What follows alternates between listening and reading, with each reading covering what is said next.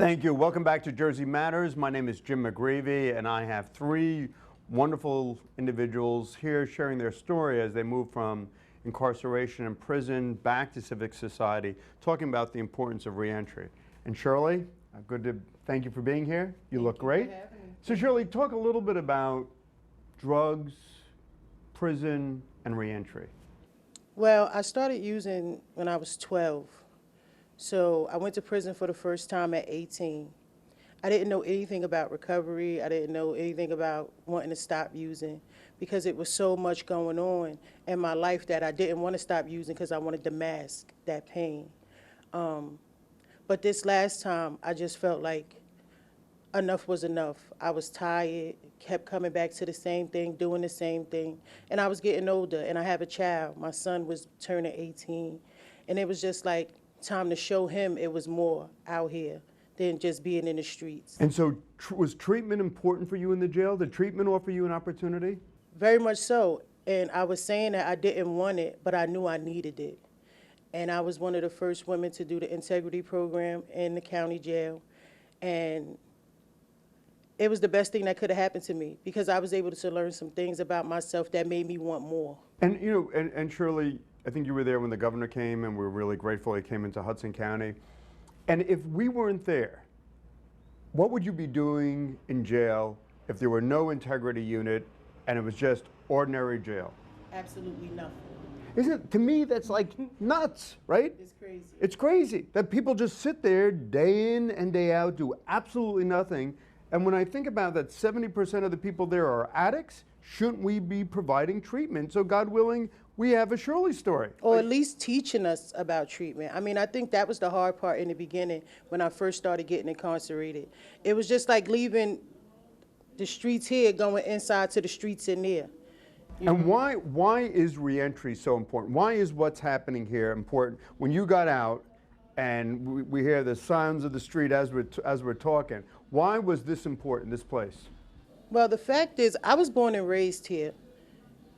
And there's no way of moving from your environment because we're just not financially able to. So reentry was important for me because I needed a safe place to be.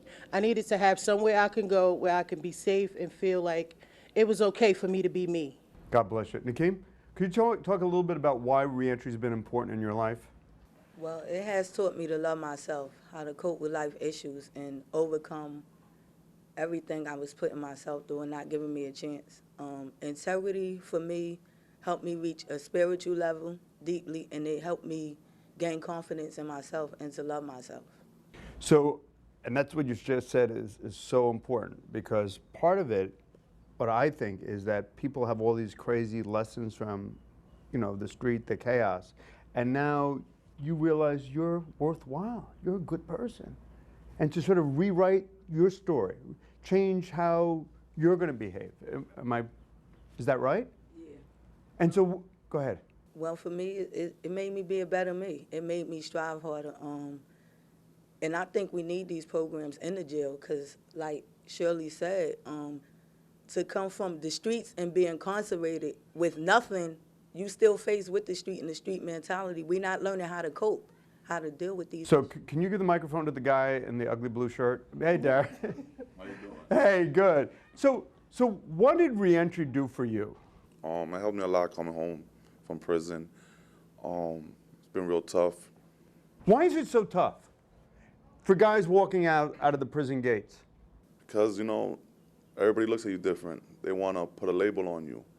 They don't want to give you work, or your family looks at you different. Society, just people around that you've been around, they look at you different.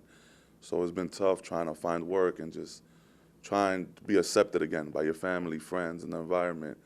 So these type of programs help you, you know, get a job and if there was no program, help you, like, if there was no program, if there was nothing, which was nothing in the past, what do guys do? go back to their old habits, their old ways. Sometimes people lose focus, they get impatient, and they're back in. Well, they have no money. They have no place to live. They need to put food in their mouth. They need to put a place to sleep. So they go back to what? Selling drugs or committing crimes, any ways to feed their family and themselves, you know. And so how did this, to use Nakeem's, how did this change your heart? How did this change your way of thinking about Derek and what you wanted to do with your life? It just, like she said, it builds confidence, makes you believe in yourself that, And talk about jobs, talk about employment. yeah, it makes you believe that you could get a job and you could live a normal And life. do you have a job? Yeah, I got one, and I got a few other options right now too, pending. And so how does that make you feel?